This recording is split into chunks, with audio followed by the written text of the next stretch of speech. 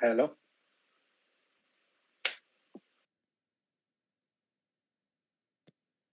Hey, Dog Lord, you can hear me, okay? Yeah, I can. I thought my connection was not connected. It was really pin drop silence over here for a while. So I was like, okay, it might be my Twitter. We're normally used to Jeff beginning. Yeah, that's why I had a very soft tone. Hello, just to see if it's working or not. Carrie, you can hear okay, yeah? Yep, I got you guys. Hey guys. Okay, Can you cool. hear me? I think Jeff's mic is. You sound good today, Jeff. Yeah, well, I didn't get the new mic working because I set up. For some reason, iPad doesn't allow you to do spaces. They don't have spaces support on an iPad. They only have it on iPhone, which was really strange. Very disappointing. Bad user experience. I spent an hour setting that microphone up for iPad, and then now it doesn't work. Still, you sound good anyway. Hey guys, can you hear me? Nope. How are we doing, Zach? Yeah, good. I just wanted to make sure you guys can hear me because I'm just on the road for the welcoming event for Meta Week. Just on my way. I'm just going to be there in a few minutes. So all the sponsors, all the metaverse companies, and everyone is actually going to be here. So yeah, man, super hot chilling times. Gonna be wearing my orange and blue Bezoge hat. Nice. Yeah, I'm good. I used special perfume because I wanted to smell good for Bezoge.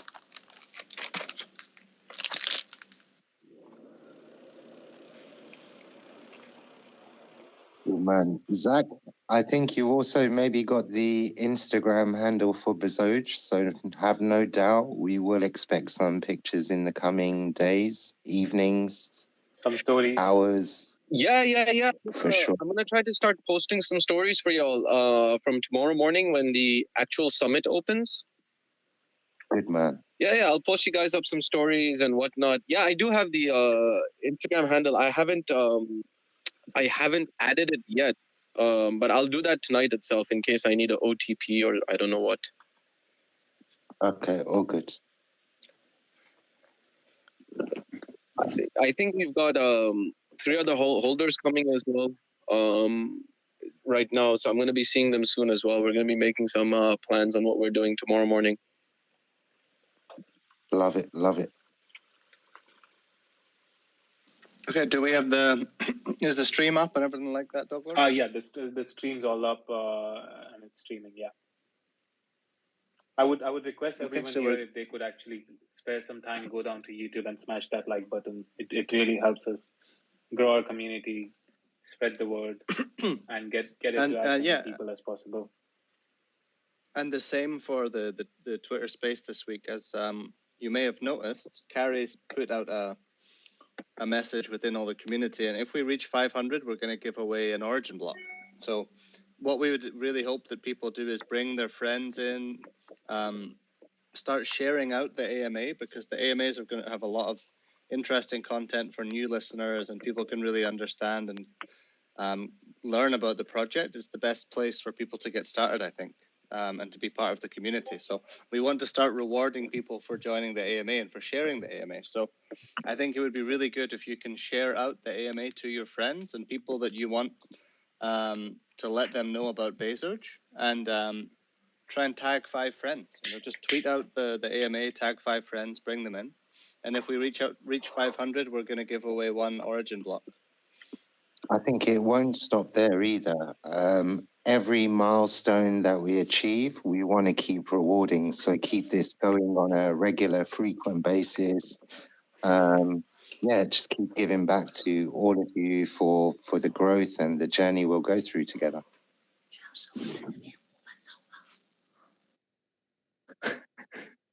Hello? We can hear you. Does the team qualify in the giveaway? I'm not sure. Do we qualify? I'm not sure. I don't think we do. If we did, we still need to give away. Yeah, we don't qualify. Oh. We count for the numbers, but we don't count for we can't win the prize, of course. You ask that every time, Dog Lord, and we're never going to give the prize to anyone on the team. You got to try your luck, right? For sure. That's true. Should we kick off with the updates today? I think Ben. Yeah. I just wanted to ask Jeff if I could actually stream in Shieldzogia today. Yes, you can, because I already gave a leak in Discord. Yes, you can. I was going to say. So, okay. All right. So if you're watching on the YouTube, you'll be able to see Dog Lord running around in Bezogia. It's worth. I mean, it's really Bezoge is off the hook. So a lot of content we'll be sharing, and I think maybe Benji on that note with Alpha, maybe you want to start with the updates on development. What do you reckon? Yeah, sure. So the Alpha will start again this week. So we'll do some testing, but we'll do the tests a little bit differently than we did before. So it will be more like short tests.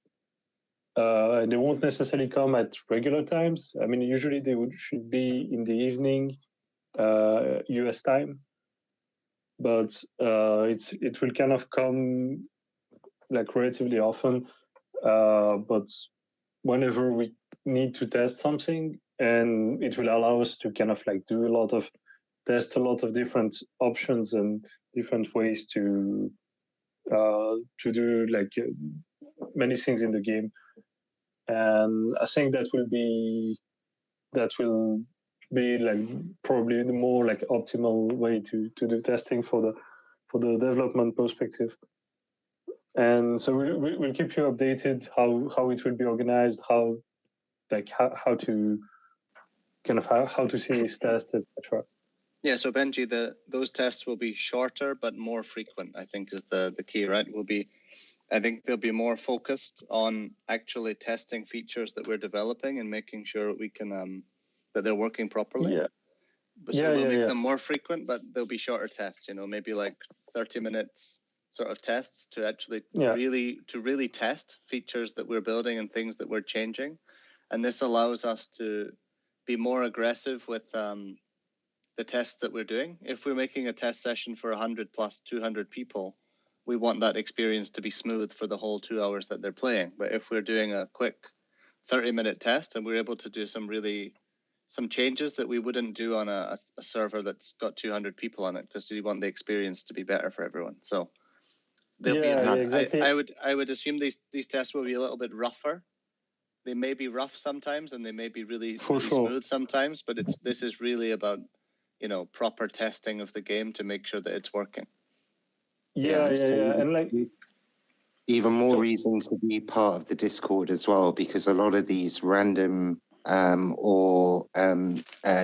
during the day session will be often communicated within the Discord channel. So what we'll also do is we'll create maybe a random testing channel within the Discord. So you'll get alerts as and when we run some of these sessions during the day. So yeah, if you're not already, please join the Discord. We were looking through the numbers. Sorry to interrupt the flow, Benji, but this may be an important point. There's about 4,000 or 5,000 of you that have joined Alpha or have expressed interest in Alpha gameplay. And when we're looking at the numbers in terms of approvals and how many of you are actually participating, there's probably 50% that haven't joined the Discord. And there's no way that we're able to allow you to join and participate in the Alpha without being part of the Discord. So if you do want to play, please join the Discord. It'll be the easiest way that you can get online and really help in a lot of the testing sessions. Yeah, would you add absolutely on the numbers? Are we missing anything? No, that's it. Indeed, I think that's Yeah, I think it will be. I think it will be fun. I think it will be interesting to test these things. Anyway, like and also like when it's a shorter time, it's kind of like if after like half an hour it crashes and stuff, it's fine. Like the people won't be mad. But like if we do if we do a 5-hour test and people are expecting it, it's kind of so we'll be more free to. Isn't that the point things. of the alpha, that it is supposed to? It is expected to crash, right? So absolutely, yeah, no, for sure. That's a good thing, because the thing is, if we try to keep the game stable all the time, we won't be able to develop as fast. So it's good that it's like there are some bugs. Of course, we want to fix bugs as they come, but like there are things that, keeping everything stable all the time means that we kind of have to be kind of conservative when it comes to adding new features. And it's not really something we want. It's at this stage, it's better that we add as much stuff as we can. We just stabilize when we need to stabilize the game. But yeah, I think the development flow will be nicer like that. So a question that might some might have, including me, is why open it only for 30 minutes and not for like maybe 30 minutes to an hour short frame? Why not a long-term frame like usual, like 4 hours? What's the difference? Think it could be like 30 minutes, 1 hour. The thing is, like, if it's long, we kind of need to care more about stability. And we won't be, because often, like, the thing is, like, if there are many people playing for a long time, we kind of, we don't want to give a bad experience to a lot of people for like playing 2 hours in a game that crashes or whatever, or that has some bugs inside it. But if it's like 30 minutes or 1 hour, it's just, you enter the game, you play a little bit. If there is a problem, then you can report it. If everything goes well, that's even better. But it's not a big deal if there is a problem. So if it crashes, if there is some issue with the gameplay or whatever, it won't be too frustrating, because anyway, we'll just fix whatever went wrong, and the next test is maybe coming the next day or 2 days later. So it's really no big deal. So we can more like focus on the adding content, like kind of adding features into the game, testing a lot of things, and not so much on like just the short-term stability of every guild. Yeah, it's the adage of move fast and break things, the Silicon Valley sort of mindset of we want to develop things fast and push them out. And the fact we can push them out a lot faster if we're able to quickly test them with the people that are alpha testers. And we have to remember that this is alpha testing. This is not alpha playing, right? So we'll be testing features much more often now. That's the plan anyway. So we should, there may be times that we do multiple sessions in one day. If we're really trying to test some new feature and we're fixing it along the way, we may do 2, 3, 4 sessions in a row, just pushing out patches and fixing that one thing. We may have times that we do a lot of testing sessions in 1 week, and there may be weeks that there's only 1 or 2. So that's just the way that we'd like to move forward, at least with the alpha testing sessions, because I think it gives people a lot more opportunity to play as well and test more often, and they'll be able to see the development happening on a regular basis, actually, because we'll be able to push out a lot more features. Yeah, for sure. Yeah, and then we can like add things, remove them, etc. We can like be very flexible on the content, and I think it will be. I think for testing will still be fun to experience, because you'll kind of see things in real time. So that should be interesting for the testers as well. You want to move forward with the rest of the updates, Benji? Yeah, sure. So also we have Bearish that is coming very soon. So it's like pretty much ready. There is like a few things we want to improve on the gameplay, but it will come very soon. And I think it will bring a very different environment. It will be very, very fun to play. And yeah, it's looking very good.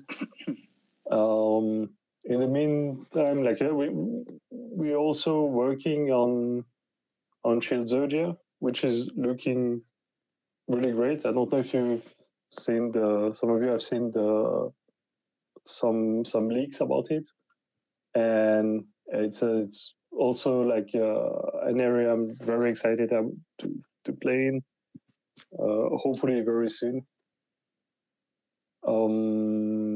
And yes, so for the development itself, Benji, just a quick question: what color Bezogis are Shieldzogia? Blue. Okay, cool. The Shieldzogias, yeah, the blue ones. Putting Benji on the spot there. No, I know all these things by heart. I think one of the things that we didn't mention, Benji, I don't know if you forgot, but within the testing, we'll actually have Bearish. We're going to open up Bearish for the testing. Yeah, for sure. I'm not sure the first test will have it, but like it in the next couple of test sessions, it will be in it. So we should expect that Bearish will be available to alpha test sometime this week.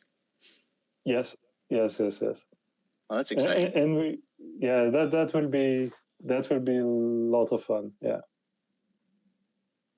We still need to fix a couple of things, but it will look really cool. It'll be nice not to walk around alone in Bearish. Yeah, for sure. Yeah, and on the developments, like for the coding parts, they are like also like quite a big improvements. I mean, it's mostly under the hoods. We did some improvements on the controls, so it should feel quite a bit better. Now we've also added like areas of interest.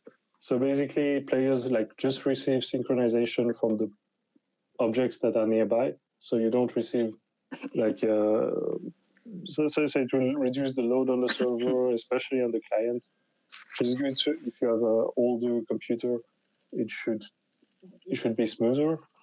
And we've also like improved the performances, like especially in low and very low settings, for it to be smoother. Like the gain is depending on your device. You might have like a kind of like 1.5 or twice as many frames per second. So that's a big improvement in terms of performances. Also, we've like for the blockchain integration and the game economics, we've like mostly designed it. So it's like we've done already some prototypes of some parts of it to test that everything is stable, that everything makes sense, and there's still some testing to do before, but like we are quite confident that we have like the whole system planned and in place. So there will be a few like many like iterations of testing it, and implementation still needs to be done for many things, but there is a lot of progress on that part. And we've also, like in our team, we've added one new 3D designer since last week and one 2D designer. Two 2D designers, Benji, actually. Oh, two. Another one. You weren't in the office today because you didn't have your COVID test, but there was another person started today as well, actually. Nice. And more coming in the next couple of weeks as well. Actually, some people they have to give their notice for their current jobs. Was there a weapon that you showed earlier today, Jeff? What weapon was that? Oh, that was the Elon Musk. Ah. Who recommended that? Have we shared that with the world yet? No. Ah. It's only me that's seen that. I don't even think Doglord's seen that yet. No, I haven't seen that. It looks awesome. She'd seen it. I haven't seen it. There were a lot of Benji's new not even faces, seen though. it. I feel like I'm very special right now that I'm the only one that's seen this. I literally had the designer literally sent it to me and didn't upload it onto any of our platforms yet because he wanted to make sure it was right. So I'm the only one that's seen it, I think. It looks good. I've seen it too. I should really have come to the office today. Okay, well, that's okay. Yeah, well, yeah. So we're expanding the team a lot, and we're still recruiting a lot of other people for that. So yeah, I think it will help us like go quite a bit faster for the content. Yeah, and one more reminder before Benji continues, please do share this AMA out to all your friends. And let's we only have 154 people in right now. So we need to we're quite a bit away from the 500, but let's push it out. Let's get as many of your friends. 3.5x from now, really, within 20 minutes. Any of your friends, exactly. Any of your friends that you think would be interested in Bezoge, in the game, please bring them in. It's the best opportunity for people to learn about the project and ask any questions they have. Sorry, Benji, you can continue. Yeah. No, I think that's pretty much it for the development. I think Shahid, you can. Did we not? Go on with the marketing. You've been working on mostly this week as well the Android version, Benji. Oh right? yeah. Like I mean, there will be some really cool things we can show for that like very soon. So should I?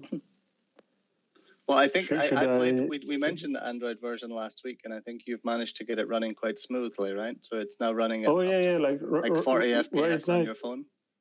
Yeah, on my phone, like it's like which is like 3 years old, pretty good phone.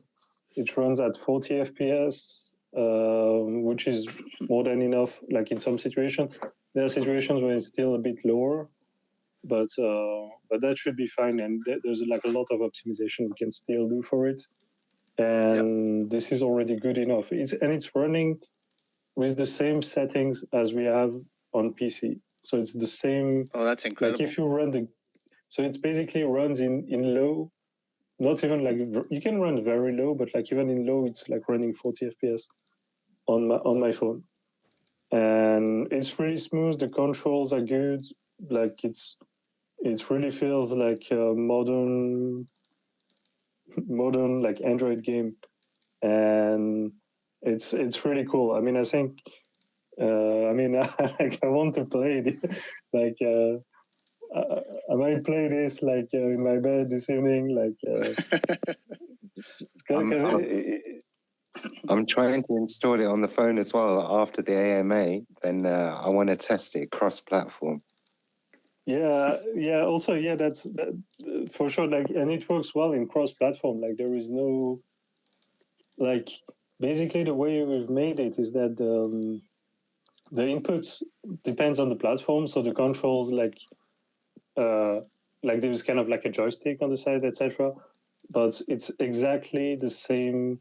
The actions are exactly the same.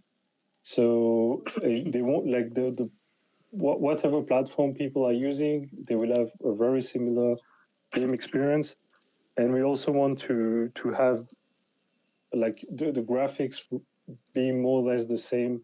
I mean, of course, there will be settings that will go a bit lower on Android, like because we wanted to work on all the machines, but we want to keep it as similar as possible to the PC version, so they can be cross-platform playing like. I think completely, yeah. I think the key thing is someone that is playing on Android can be playing alongside their friend that is playing on their PC. It's not like it's a different game and different servers, and you literally will be playing in exactly the same world and the same server as your friends that are playing on PC, which might sound like a very basic thing, but it's actually not that simple. No, it's quite complicated, and but it's working well, and I think it will bring a lot of into the game.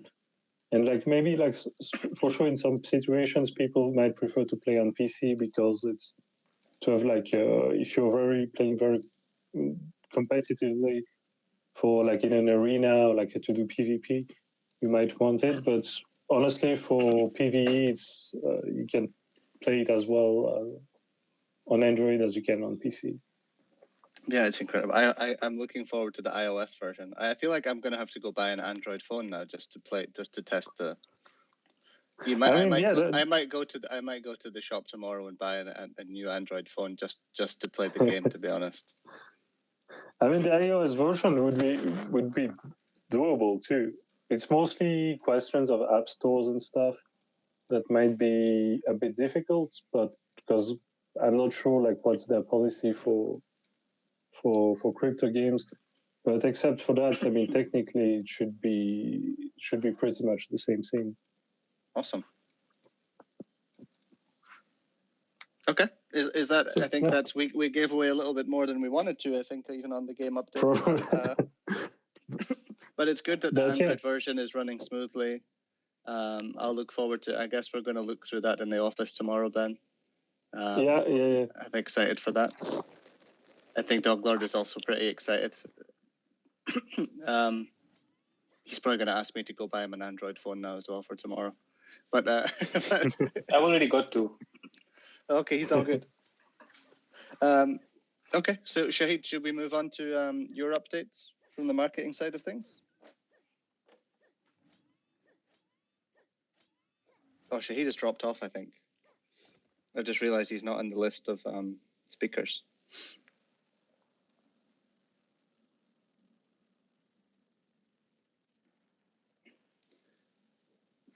I see he's still in here. Hi, everyone. You can hear me, yeah? Hello? Can everyone still hear me? You can, right? Yes, I can hear you both. Okay, cool. Okay, Shade is back. There he is. There he is. Sorry, brother. I just got kicked. So thanks for the thorough update, Benji, on Alpha and whatnot, and the just the change in approach. And I think it's a bit of a similar echo on marketing. So we've spent quite a lot of weeks, as you know, building and trying to fix some of our structures and processes. And I think the general theme is we want to be faster in terms of output on all fronts. So to begin with, we've got Meta Week this week. Zach and the team are on location. It's at the Le Méridien Dubai Hotel and Conference Center. We're in booth number 6, which is as soon as you come into the entrance of Meta Week, we're about halfway down the middle. By NFT Showcase number 2. The team would be more than welcome to see any of you on location, and for sure there'll be some merch that you can take away with you as well. Any pictures, any video, they'll be coming out in the Instagram channel as short stories. So Zach has got the feed for the next couple of days. So exciting to see some of the content that will be shared from the event. We also last week released the teaser, the pre-teaser that you would have seen in last week's AMA. So this was a great success. We had over 200,000 views, over 95% watch time, audience retention, overall great engagement from the community, and just a flavor of some things to come.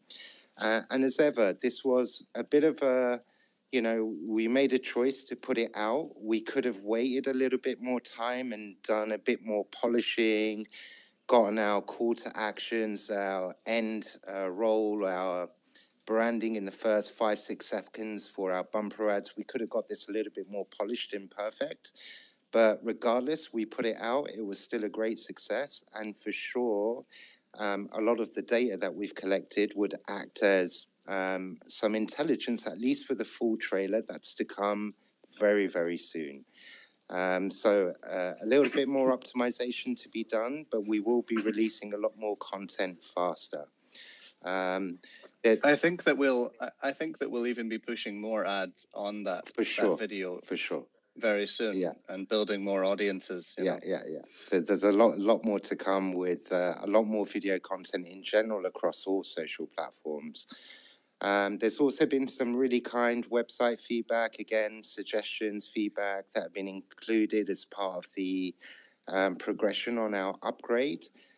Still in progress, a good progression being made on the next iteration for the site, and there have been some subtle updates in terms of custom imagery, as and when they're being produced, I'm getting them added immediately onto the site.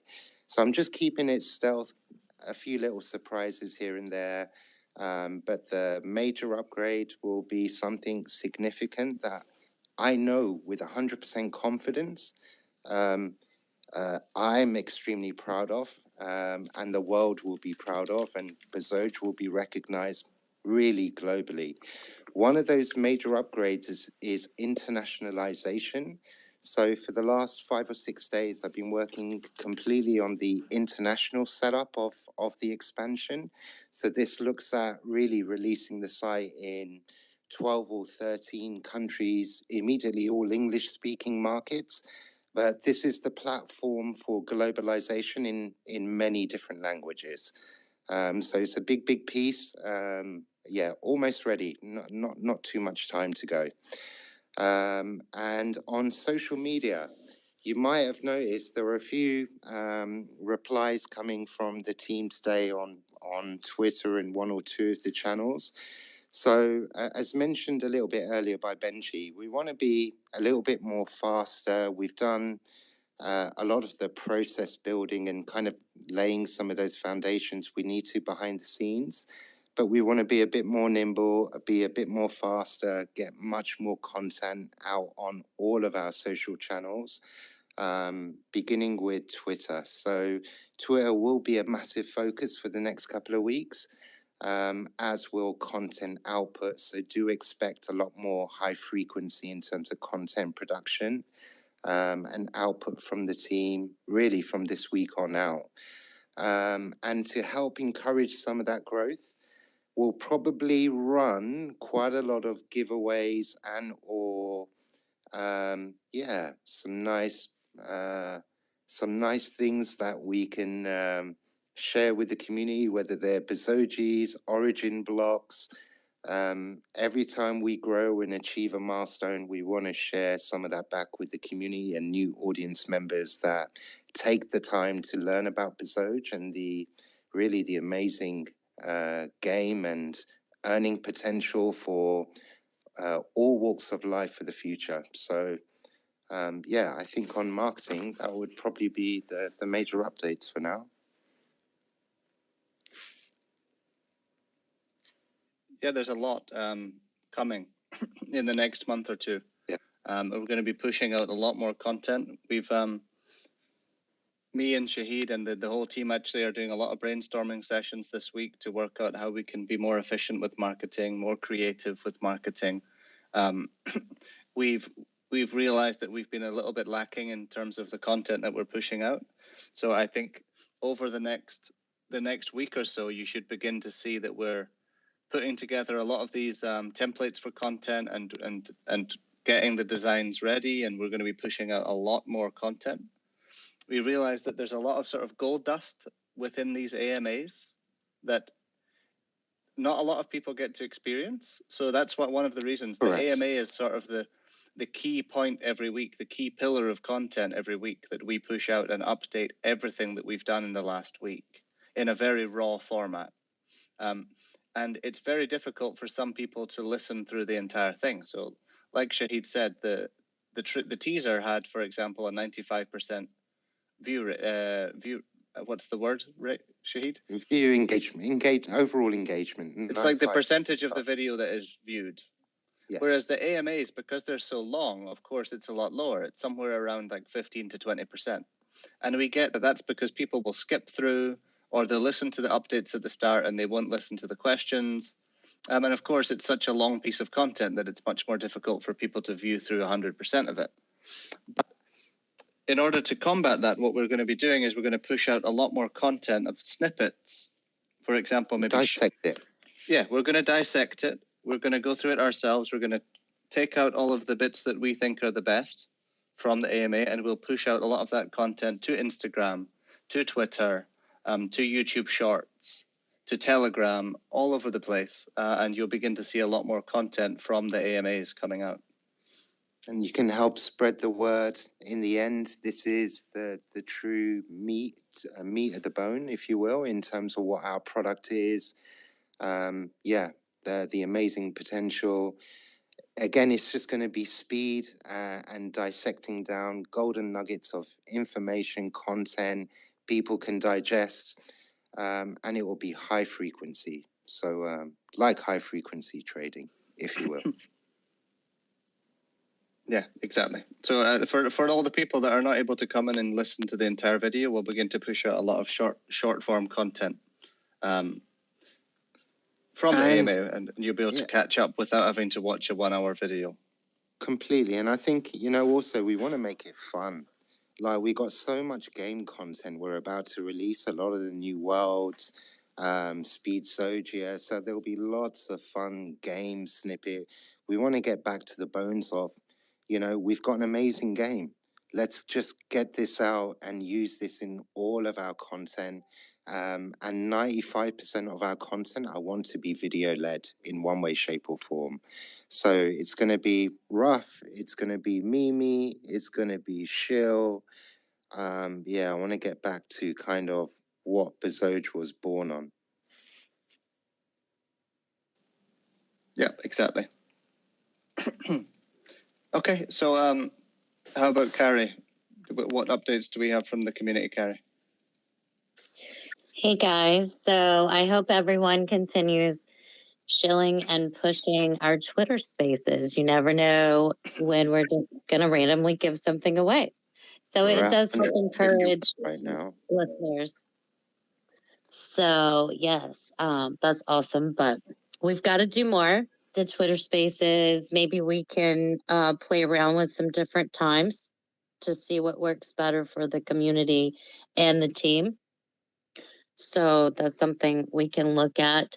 I do want to, as always, encourage the community to continue, help us spread the word, help us keep the engagement up on the YouTube videos. I don't know how many of you have looked at our YouTube channel recently, but it's well organized with thumbnails, and it makes it easier to go and find either the AMAs or specific articles or videos you're looking for. So it's really nice. We will continue to work on these forums if you guys can help us promote them, you know, and by doing that, you can watch the videos. The length of time of views is important. Liking, commenting under each video, it just helps gets us up there in the numbers that we need. If I may, Carrie, if I may add, as part of the dissection of content from all of the AMAs over the last few months, naturally that's meant we can get some transcripts, if you will, and time codes and timestamps. So we've been able to kill a couple of birds with one stone by going through, dissecting everything down, noting down the timestamps, which will also upload back into YouTube, and get some narration and subtitling on our content as well. So yeah, a lot of the dissection has really helped. And also with regards to YouTube, we'll be adding pinned comments on all of the videos to encourage growth and sharing across all of the platforms. So there's still a lot more to come. You will see a lot more updates throughout the course of the week. I just wanted to add. Thank you, Carrie. Awesome. Thank you. And I'll start, I'll go ahead and get into some of the questions. Now, Shahid, I had a long list of global marketing questions that some of the community members were wanting a little bit more detailed explanation. You did give us a lot of information. So I'm not going to ask the question because there's also a Telegram member that said he was going to be in here and ask his question specifically as well. So I'm going to skip my global marketing question because you did give us a ton of information, which is awesome. And I'm going to move on to my next question. Does the team see a problem with getting onto the top centralized exchanges due to our tokenomics? I responded and said, I know the answer to this question, but rather than responding to one person, if someone else has that same question, we can discuss it here. Okay, I think the answer is no. For some Some exchanges, perhaps, with the redistribution is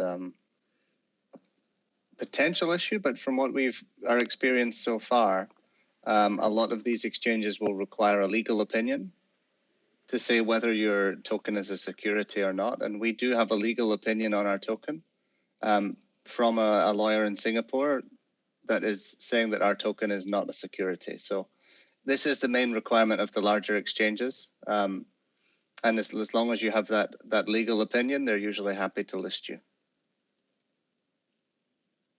Perfect. Thanks for the detailed explanation. All right. Question. I've been seeing this a lot lately. When will merchandise be available for us to buy directly? That's a good question. Building out the e-commerce side of things is in the pipeline. It will probably be within the next few months. I would say at least by the main game launch, we should have merch way before that. It's possible. Yeah, it's possible we could do it in a month, but it's. I don't want to give a specific date because it's not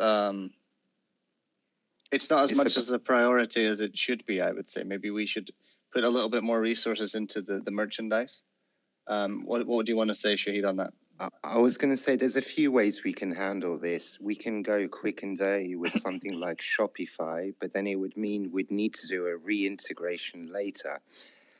So we've looked at the R&D, and a lot of this was dependent on the internationalization component, which was really the priority as the next phase after the web launch. And because we've already solved the internationalization component, it does mean e-commerce it can be a lot faster than we originally anticipated. And the R&D for e-commerce has already been looked at also, which is also part of the Strappy ecosystem.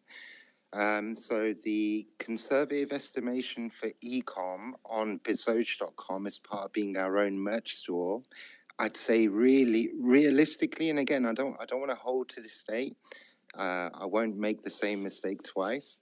I'd say about 12 weeks. I'd say we should be able to have a V1 e-com site live, also in multiple markets, because we've really, like I say, that the internationalization part was extremely important. Yeah, I would say that from a merchandising, like a sourcing perspective and having the supply chain, we have that completely done already. We can ship to anywhere in the world. We can, we have all the suppliers we have loads of different colors of hats. We have hoodies, we have t-shirts, we have beanies, we have anything. Being based in China and having the sourcing experience that we have in our team. I mean, I worked for a sourcing company for 2 years. Doglord has experience with sourcing and setting up e-commerce stores before. So finding the products, we have people in the team in China, and we have access to factories directly here to quickly make all the merchandise. And we have a load of merchandise all around the world, in Dubai and in the office, everywhere. It's not a case of once we have the site ready, the fulfillment, we have that with everything. We have everything. The one thing that is missing is the front end platform for people to actually make the orders. So once we have that ready, we'll be able to flip the switch and everything will be able to run pretty smoothly from day one, pretty much. So and I think, yeah, maybe just to continue on from that, the reason we're confident is because, as you know, we're massively recruiting on all fronts. So yeah, we've got quite some efficiency now on the web side of things. So yeah, the internationalization and e-com component. Yeah, we've got a lot more confidence in the actual build setup, and like I say, the R&D process we've gone through. So now it's just priority and time. So as well as the social output, web build is running in cruise control now, at least on the back end. And yeah, we're just going to flick the switch soon. It's exciting. Thanks for that information. All right. So the final question from my end, and then I'll open it up to the rest of the community. What is the timeline for beta? How close are we to getting our beta? Benji, do you want to give an answer on that? Yeah, sure. I mean, there's still, it depends mostly on what we want. Our goal is to have very soon something that would work and have all the features, basic features within the game. So then it's just about adding more content and stuff. But basically, when we decide that it will be beta, or that can be kind of flexible. And yeah, one major feature would be the blockchain. For the blockchain integration, and like basically the link between the blockchain and the game on testnet. But yeah, there are a few things that we're working on the blockchain perspective. In terms of, we'll have the staking launched very soon. No fixed date on that, but staking will be launched very soon, and that will give people access to blocks. Once people have access to blocks, we can then push out the summoning. I know a lot of people are waiting to start summoning their Bezogis. And once the blocks are available and the summoning of Bezogis is available, then we can begin to push out alpha. There's a few integrations that we still need to make from in the game in order to do alpha and get it running on testnet. But to be clear, what alpha will be is actually the final game, essentially. The only difference is it'll be going to testnet and not to mainnet. And you mean beta? No, sorry, beta. The difference. Well, yeah, the only difference. I was going to say you mean beta. Yeah, I mean beta. Sorry, the only difference between beta and the mainnet launch will be that it needs to be the chain that it's running on. The beta will be running on a testnet, and the main launch, the final game, will be running on mainnet. So, basically, we need to get the game to the point that it's completely ready to go. Yes, it'll be missing some features, perhaps. But we'll be continuing to add features throughout beta, and then it'll be launching. But the blockchain integration has to be completely finished. So there's still a few things to do there. But the main goal of beta is to make sure we get the tokenomics right, and the game balancing. So there will be a lot of changes throughout beta in the amount of tokens, the amount of blocks that you earn, the cost of weapons, the minting, summoning, all of these different things. We'll be running tests, and it'll be changing quite frequently so that we can balance the game. And the goal is to balance the game before we actually launch it on mainnet.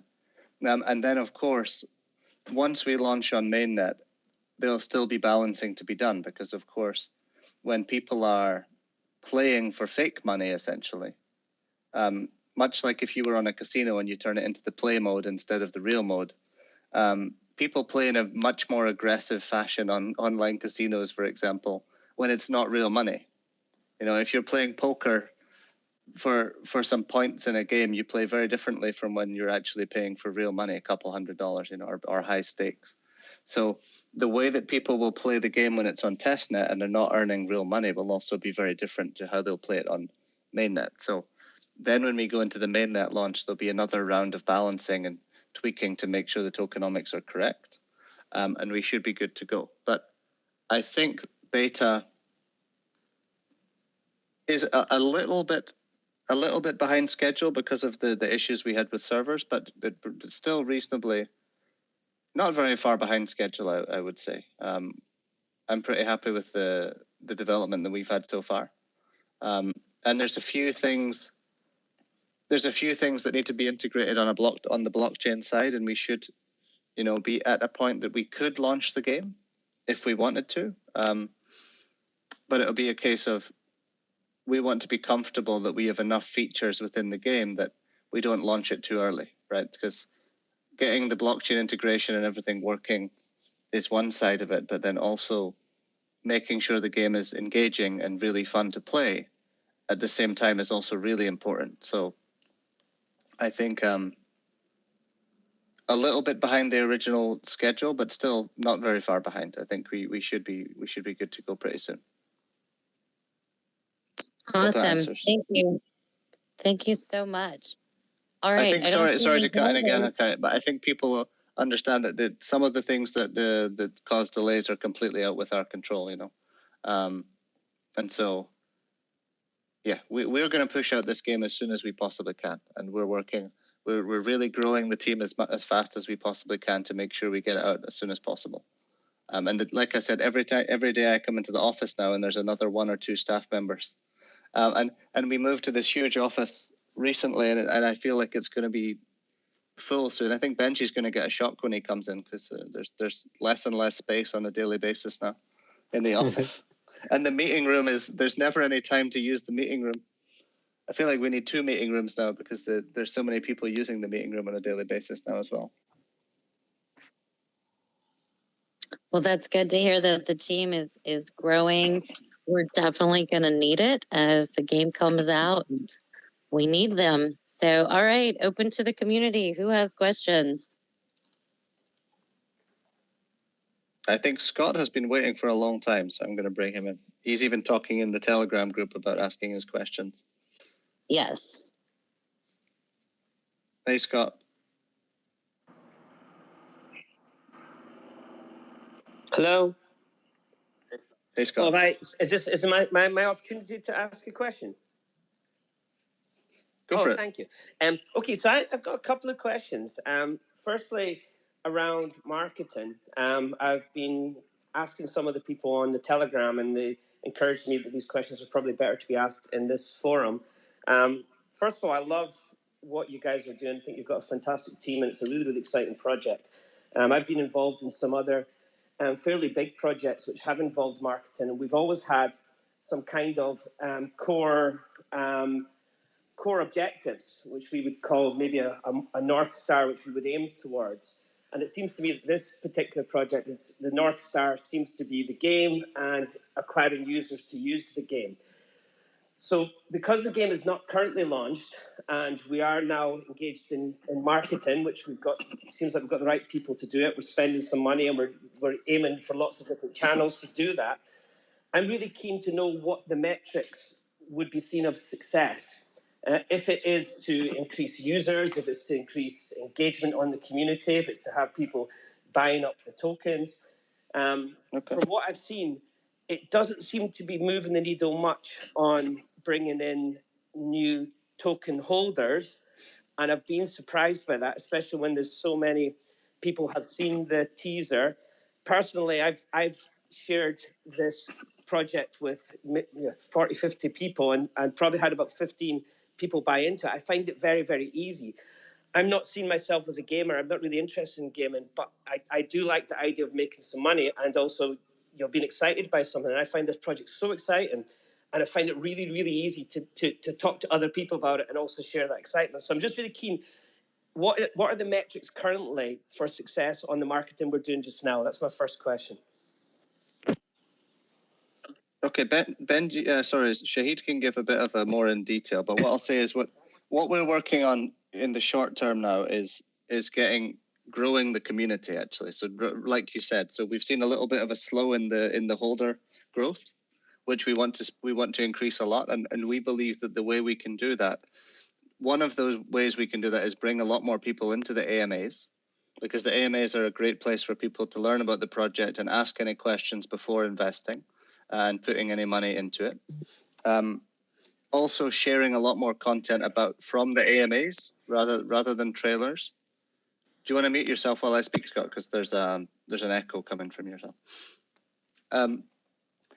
Then lost my train of thought there. But then we're also really focusing on growing all of the communities across social. So the main target will be to grow Telegram, Discord, and Twitter. So we're going to put a lot of effort into that, and we'll be sharing a lot more of educational content and exciting content and running giveaways for the project. So that should bring people into the community and help increase the token holder count as well. That's the main things that we're working on short term. And like you said, long term, yes, the main acquisition will be on acquiring users for the game. But I get that in the short term, yes, we also need to market the token side of things. And that's something that you'll see over the next few weeks. A lot of the marketing will be ramped up. The content will be ramped up. And that's what literally, Shahid has been spending a lot of time on the website. He's now going to go very deep into increasing on every angle of content that we have. You'll see a lot more content being pushed out. The community should grow a lot. And Shahid has some big targets. He can maybe give you a... I was just going to share, so thank you for the question, Scott. So to begin with, you're absolutely right. The product's amazing.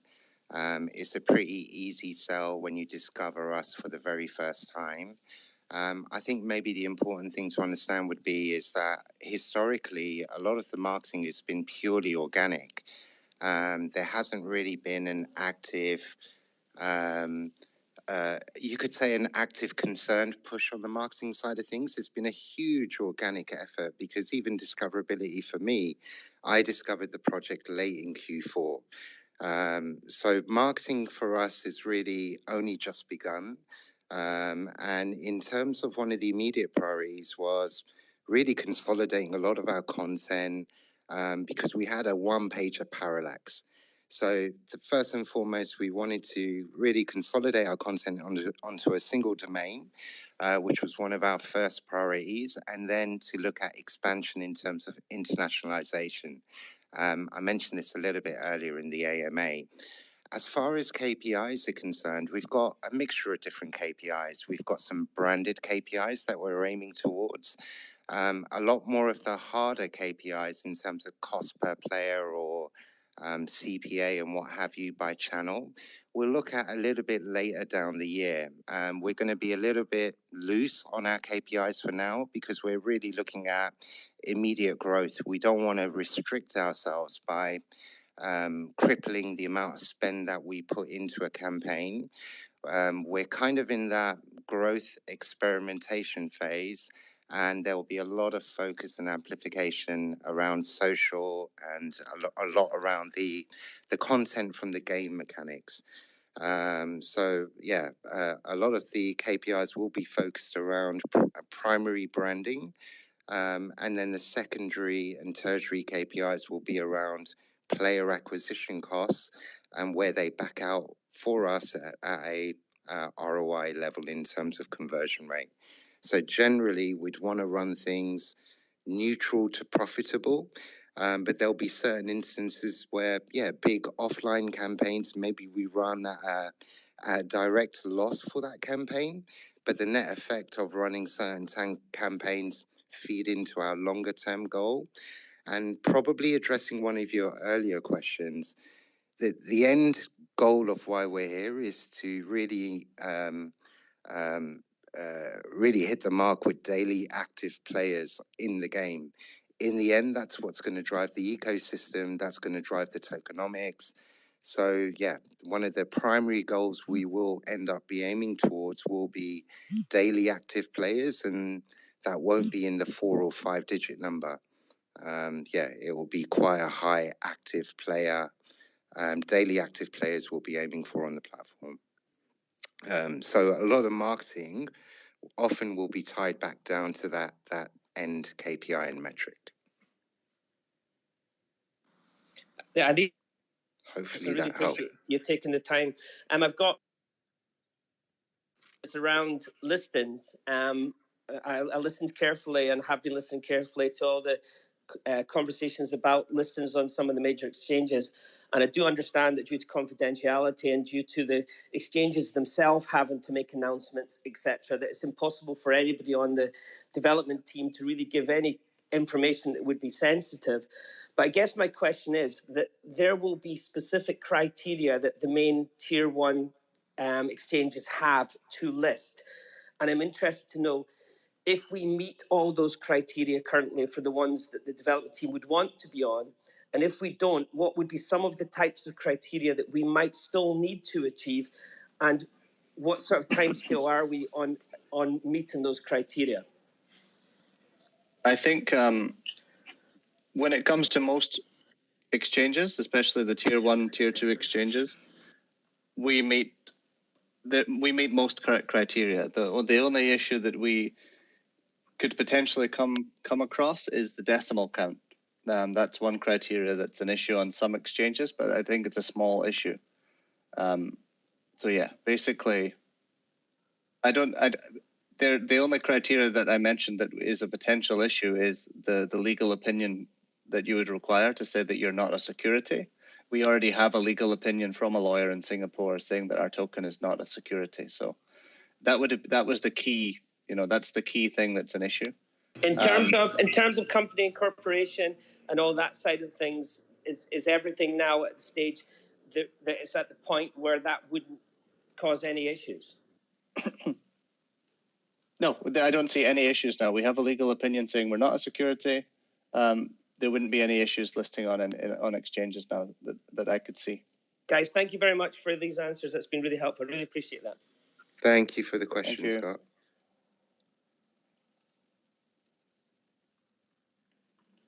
Right, shall we move on to Bezoge to the moon, Bezoge mob? Thanks for the question, Scott. I hear a nice Scottish accent there as well. Always the best kind of accent, you know it. Where is it in Scotland, Scott? While we're waiting, I'm in beautiful, glorious, sunny Dundee right now, even as we speak, looking across the beautiful Tay. Lovely. I think you know already, but that's my hometown. I know that already. We're cousins.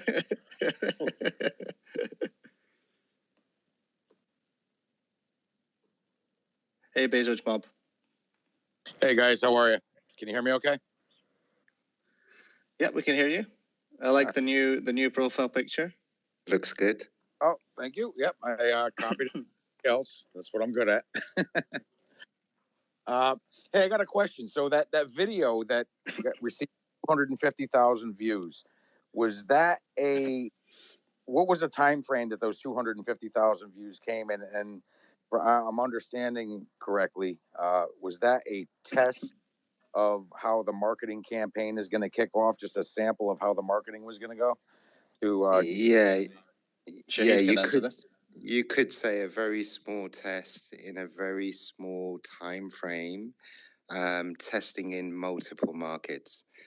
So those views were coming from a mixture of US, UK, and a number of different global audiences that we were testing. So as you know, maybe in YouTube, you can end up spending 30, 40,000 a day if you're not careful on your budgets, and planning and targeting. So yeah, we did ramp up the spend a little. We ran for a very short time scale. I'll just say less than a day. And it was enough to get full 95% viewership on eyeballs of more than 300,000 or 400,000 people. So in terms of opportunity for YouTube as an audience and driving growth across token and game, it will be a key channel for us. And we've got a lot more video content to come. Obviously, the teaser was just a fraction of what's to come in terms of the full trailer. Awesome. Yeah, you don't have to sell me on the project. I was just curious as to how that went. I'm selling it on me. I can't wait. and another thing, if you don't mind me saying this, so you are the Crypto Snacks. You are the one that you have the marketing experience with those. No, I hope I can say this. Are you the one that had the experience with hotels and Expedia.com? Yeah, I come from a travel background. Yeah, that's right. Okay. Yeah. You know what? I mean, I have, like, again, you don't have to sell me the project, but I think it'd be a good idea just to let everybody know that's here that may be new, what your experiences are, because there's a lot of people on these Twitter spaces and projects talking about, we're going to do this, we're going to do this. But I think that anybody that's new here may want to know what your actual experience is and how, Bezoge as a team. I'd love to give a bit of a recap, but I'm coming from a 20-year marketing experience. I'm an ex-web developer from 2000. I've really evolved with the internet. So I come from a mixture of agency and in-house. I started my career as a webmaster. There was no such term as online marketing. It was really just webmaster in those days. I managed both B2C, B2B, CMS platforms a long time ago. So I was extremely proficient in front-end coding, W3C compliant and WAAA, which is accessibility on all devices for screen readers and whatnot. So I'm an engineer at heart. I've really evolved with the internet and web. So from webmaster, I transitioned agency side. I managed a lot of large blue chip clients, a lot of their search campaigns from scratch. And then really for me, it was about wanting to own the engagement end to end. And then it was really when I transitioned in-house. And then I'd been in-house for, the last 10 to 12 years. Managing global teams, building up SEO and search, from having nothing to millions of visitors on the largest of global brands you can think of. So I've managed localization, content teams, technical product owners, and a lot of that time is actually transitioning knowledge and giving education and enabling your teams to really work smarter and be more efficient. So wherever I can, I'll look at where we might have broken processes, try and fix some of those processes behind the scenes so we can generally become faster. One of the key aspects for us was really about having the web platform and not just a WordPress site. Anyone can build a WordPress site. We can do a WordPress site and have it ready overnight if we wanted to. We want to build something that really grows with our blockchain integration. And so, we had a few technical difficulties along the way. It's like with anything, it's new in terms of what we want to deploy. But now that we've got it deployed, we're already working at lightning speed. So internationalization and being able to switch on already for 14 or 15 different countries, completely localized, and then to be able to expand into additional languages, Spanish, Turkish, French, German, what have you. This is a huge opportunity for growth through the project. And then naturally marketing, all of our campaigns, they'll expand into those languages as well. And there's a huge audience that doesn't speak English. So this is my forte. It's global marketing on all fronts. And I'm very much hands-on. I've run every channel there is to run. So I've built CRM from scratch, affiliates from scratch. SEO I do with my eyes closed. Paid search. It's generally I rely on a few resources on the biddable side of things. Numbers, data crunching.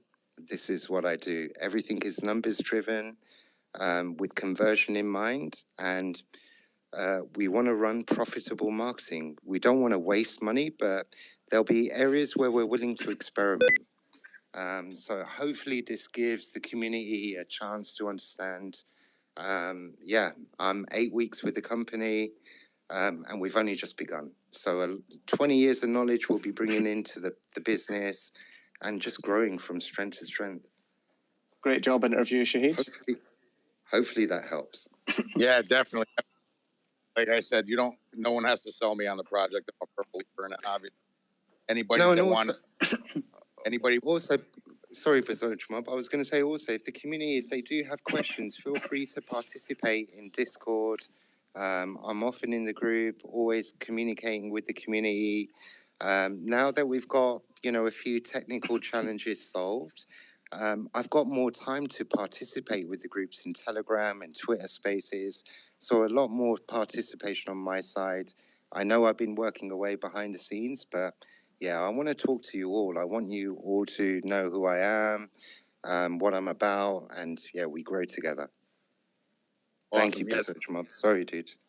Yeah, no problem. That's what I was saying. Anybody that, everybody, a lot of Twitter Spaces where people come in and they hear the same old talk, but I just, I thought it was a good idea for you to just give that again and let everybody know your experience that you have and, give a better reason project. Like I said, new listeners. I mean, for the SEOs out there, I mean, I'm used to working with sites of 400,000 or 500,000 pages plus, where we've got complete taxonomy structure for sitemap logic, and then you multiply out that by the filters that are indexable. Yeah, there's a lot of pages there and a lot of logic that you need to develop with the engineers. So a lot of that complex logic, the dynamic logic, I want to integrate into Bezoge, where it's a one-to-one experience with every user. It's completely personalized, almost what we consider as the creme de la creme of Amazon personalization. So these fun things will come later. But yeah, I've got extremely high ambitions for us as a business, as a platform. In every area that we touch our hands on. Thank you. Cool. Thank you. Thanks for the question, Bezoge Mob. Thank you. Great question. I think that's like your 4th or 5th username since you joined the project there, Bezoge Mob. No, I started off as Bezogian's Rule, and I've been Bezoge Mob.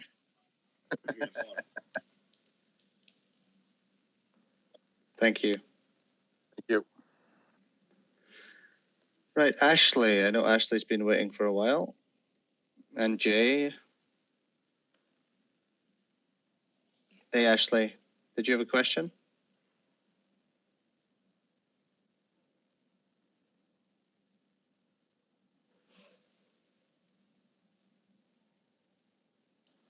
Ashley, you're on mute. Hi. Oh, and I see Doglord's just, for those listening, sorry, before you go, Ashley, I see Doglord just went into Bearish. I don't know if anyone's seen Bearish on the live stream, but if you check out YouTube, he's about to run around in Bearish. Hey, Ashley, did you have a question? Yes, I do have a quick question. It's for marketing. I know that you're targeting paid search advertisement to branded keywords, and I obviously know that demonstrates purchase intent, but it doesn't necessarily have a competitive advantage. And my question is, are we bidding on other terms other than branded keywords? And if so, if we are, then great, but is there also opportunity to monetize a crypto-specific audience through affiliate marketing? Completely. So we'll expand in layers to begin with its brand, and we'll have a number of different non-brand campaigns. So just to give you an idea, I've just completed a keyword research exercise of over 10,000 keywords. I've clustered them across, 80 or 90 different keyword themes. Those keyword themes are going to be matched to the site architecture, and those same keyword themes will be used to expand out our non-brand cluster of biddable media for quite a few different markets. So the non-brand will expand, will drip feed the expansion budget upwards. But yeah, this would be the strategy for both brand and non-brand for the moment. Okay, great. Thank you. And I've just got one more question. Do we have remarketing or retargeting display adverts in combination with what you're currently doing? Correct, yes. So with GTM in place, that's a reason that I've not ramped up heavily on YouTube. We're still reconfiguring our GTM and all of our event management. So once I've got that 100% correct and I'm happy with it and it's tracking correctly, I'll then ramp up all biddable channels so that I can then remarket all my customers and the audiences that we're looking to build. I don't want to miss that opportunity with any wasted budget whatsoever at the moment. And then coming back to affiliates will be another layer. But for the moment, we want to really figure out and get to our sweet spot in terms of CPA. So we've got a lot of flexibility in terms of where we want to aim for. So there will be affiliate opportunities we can decide on an ad hoc basis, but from a programmatic affiliate platform recruitment perspective, that will probably be a little bit later down the line. Okay, thank you. Excellent. That pretty much answers my questions. Thank you. No problem at all. Thank you, Ashley. And Ashley in Dundee, I see, is the name. So there's a lot of people from Dundee coming in this week. A lot of marketing questions. I wonder why. I mean, it could be that I'm from Dundee, that there's a lot of Bezogians Maybe. in Dundee. I'm assuming that that's why. But yeah, it's good to see the people representing from Dundee in the definitely. I think more and more people are catching on to this project and are really excited about it. So thank you. For the people that are in Dundee, if you want some merch, my brother has a lot of t-shirts, a lot of hats in his house. So get in touch with Dave on the. I think a lot of the people that are from Dundee already know who Dave is. But if you want some t-shirts and hats and stuff, get in touch with Dave and he'll get you some. Definitely, thanks. Thanks, Ashley. It sounds like we should have a Dundee Bezoge meetup the next time I'm back in Dundee, because there's so many people in the Bezoge community from Dundee.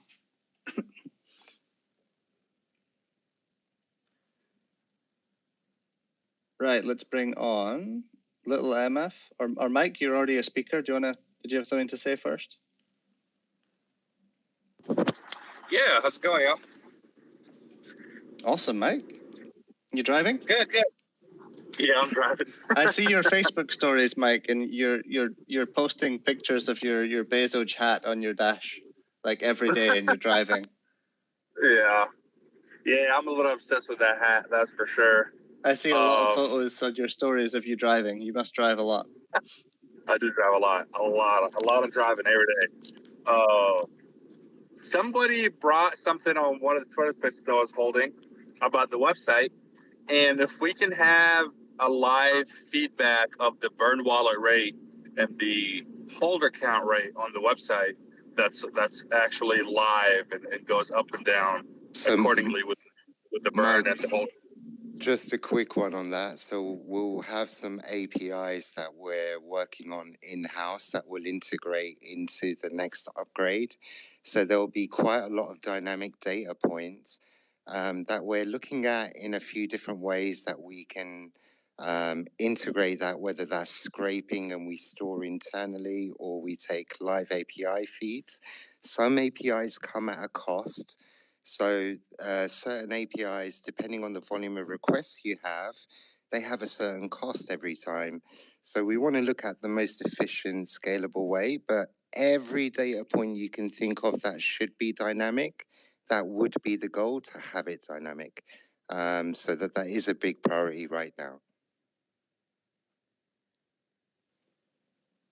Yeah, you should see it on the next version of the site. You'll definitely see it. I didn't want to leak anything on the next version. It'd be too much hype otherwise. Like, I'm happy for the next version, but like... Yeah, we're not going to hype up the next version of the site. Yeah, I'm just going to keep quiet and then let the site do the talking for me. Like, just make sure you get some sleep. Get some sleep. No. I can sleep now. Really, everything's all good now. So, everything's really working nicely. So, I'm excited for the next version. Excellent. That's awesome. And, that's really all I had to say. And the giveaway ends on the 9th. So if you haven't shared it, if you haven't entered, you totally should. I would love to give that money away to a Bezogian. But yeah, that's really all I have to say. Awesome. Thank you, Mike. Thanks, Mike. Hey, little MF, did you have a question as well?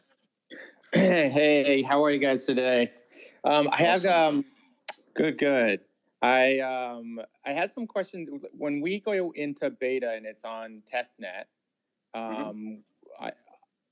we're gonna be kind of renting out Bezoge, right?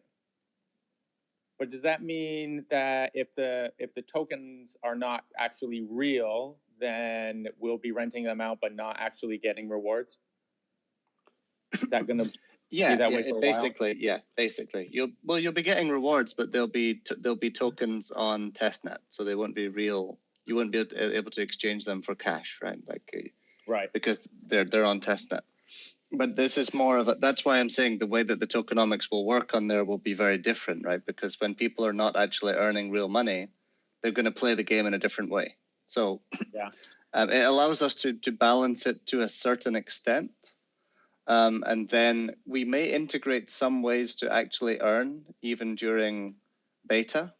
but we need to work out how we're going to do that. We may have some leaderboards where people are actually going to earn, based on if they're top of the leaderboards and things like that. So we'll try and integrate some earning into it, so that it's not a complete waste of time. We may also give some bonuses to the top owners of Bezogis that are renting them out.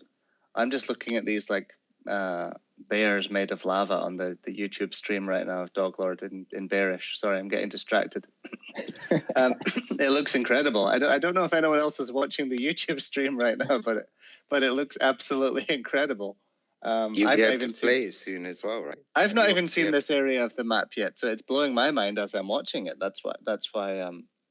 Okay, Are you watching it, Shahid? Is that just me? No, sorry, I'm getting distracted. I'm intrigued by the new area because, like, there were a few locked off areas in testing, so maybe there's something new I've not seen. So yeah, I've played Bearish, but this area of the map. I had to sneak in. I saw the map and I saw like there's so much behind the wall. I was trying to figure out how to get there. That's it. There was a wall blocking me. Yeah, it's, you have to climb the rock on the side. I was just like, hey, there's so much more. Why am I only on this side of the map? Yeah. All right. Sorry, little MF. To get back to your question, we all got a bit too excited there. We hyped ourselves up. It's okay. But yeah, basically, we'll integrate some ways to earn, and we may do something for the people that are renting out as well, to give back to them for using their NFTs during the beta testing. But yeah, the testnet tokens are not worth anything, right? They're testnet tokens. Right. I was just wondering if it was going to be hard to incentivize people to spend their Bezoge if it's at a lower price. Oh no, there wouldn't be any to do a lot of summoning. The summoning will be real. The summoning will be on mainnet. No, I know, but then if we are all summoning early, but then testnet goes on for like 2 or 3 months or however long. Oh, okay, I get and what you mean. There's no rewards. It seems like people are going to hold off until Bezoge goes up in price because technically it would be cheaper for them to summon. The way that the staking works, I think that people will still be incentivized to summon because a lot of the profits from the summoning, I say profits, a lot of the tokens that are spent on summoning will go back into the staking rewards. So basically, I'll wait for that to all come out to make sense. yeah. So when you're staking, as a little bit of a leak, I mentioned this last week, but a lot of the tokens that go into the summoning, right? That originally we designed it to just basically be burnt. We realized that instead of burning it, we can actually give it to the people that are staking. So a lot of the tokens that go into the summoning that are spent on summoning will be given to the people that are staking their Bezoge in the staking contract. So actually, if you're staking a large amount of Bezoge and you're spending a lot on summoning, you'll actually be giving a lot of the money you're spending on summoning back to yourself. So it's not like you'll not necessarily be losing a lot of Bezoge, if that makes sense. Okay. Yeah, there's basically a loop. So if you own like 10% of all the staking pool, for example, I'm not saying that everyone's going to have 10%, but some people, the big summoners, right, the people that are summoning the most and most incentivized to summon will be giving, they would maybe get 10% of what they spend on summoning back because they own 10% of the staking pool, right? So. Okay. I was going to add to outside of the actual game mechanics. When you're participating in beta, there'll be a lot of content that we'd want to use in a lot of campaigns. So whether it's top 10 highlights or top 10 kills, there'll be a lot of active giveaways we'll have moving forward outside of immediate game mechanics. And a lot of that will come from game participation in beta. So yeah, there'll be enough incentives, hopefully, outside of the beta itself, where a lot of people will want to play in anticipation of the release. Okay. That sounds good. I'm just trying to get as many people involved, incentivized to be involved, even in beta, because I know a lot of people will play for 20 minutes and then they'll disappear for 2 weeks and then maybe they'll hop on again. And this is the thing. I want to make sure that we've got as many hooks as possible to re-engage and remarket lapsed audience is, whether they, they're an old Bezogian of 6 months or a new Bezogian of 1 week. The moment I see in marketing and or engagement that, you've not really engaged with the game, I'd like to remarket you in all angles, whether it's push notification in app or a simple email reminder. So part of the platform expansion and internationalization is really designed around making Bezoge more accessible to everyone. The more information, the more content we have, the more people can learn about the project. It's easier for Google to index. I mean, that's the no-brainer part anyway. So a lot of the jigsaw pieces are coming together, and thank you for spreading the word, Little MF. Do you sorry to keep going. Do you think No that problem. it would be possible during the beta to accomplish some sort of push notification in advance of like when beta testing opens? Not when beta launches itself, but like say like we're going to do a beta test in an hour. Could you do like a push notification blast out to if possible? 5,000 we can tag everyone on. There's a way that you can @all on Discord, and we can tag everyone that's in that specific group. So yeah, there's a way if everyone has their notifications turned on for the alpha testing channel, then 100% we can do that, and we will be doing that. We'll be tagging everyone that's in there. Yeah, I'd like I to think make it. I think the beta could be a really big a really big push to grow the community. A huge hook. If you can get people to stay involved. It's absolutely. I'm in like 20 Discords or maybe more, and it is so hard to stay up on all those Discords. Oh, completely. I mean, there's going to be a huge part of gamification and sharing of data and the right incentives to make you want to continue participating in the game. So whether that's leaderboard mechanics or reward potential, all of this information, we'll make sure it's at the forefront of every player. Okay, that sounds awesome. I knew you guys were working on it. I was just figured I'd throw it out there. Thank you. Thank you. Thanks, Little MF.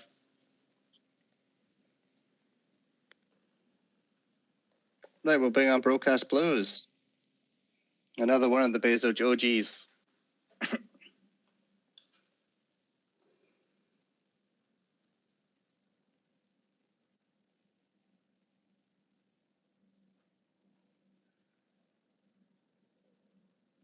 Hey, Broadcast. What's up, guys? Hey, how you doing? Good, you? Great. We've not heard from you for a while on these on the AMAs. I think the last couple of weeks you've not asked a question. That's because I'm listening and working. Today I had an easy day. Got a chance to ask a question. Great. It's good to hear from you. You too. This might be a Carrie question, actually. You know, I'm over Bezoge that $4.